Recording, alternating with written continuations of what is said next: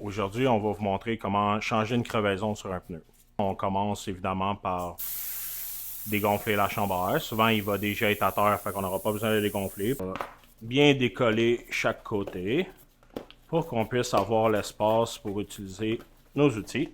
On va utiliser nos clés à pneus pour qu'on puisse déjanter notre pneu.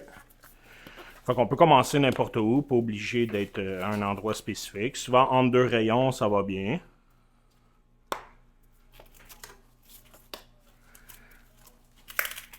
Comme ça. Ici, notre clé de chaque côté pour défaire notre pneu.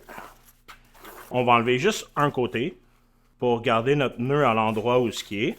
Parce que si on a une crevaison, il y a probablement quelque chose qui a percé notre pneu. Donc, on ne veut pas le déplacer là, pour qu'on puisse avoir la valve comme référence.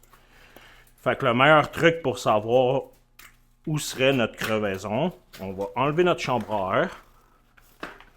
On va gonfler notre chambre à air un peu. En la gonflant, on va être capable de trouver le trou, il est où.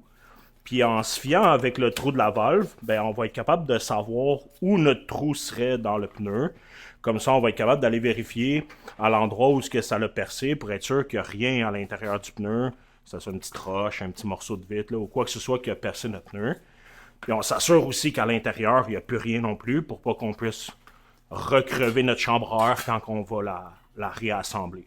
On va faire l'inverse. On va rentrer la chambre à air à sa place.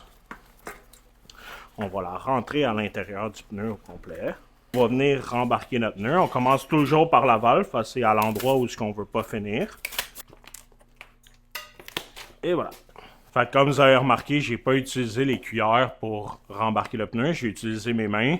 Je me suis servi du pneu comme levier pour pouvoir être capable de l'embarquer.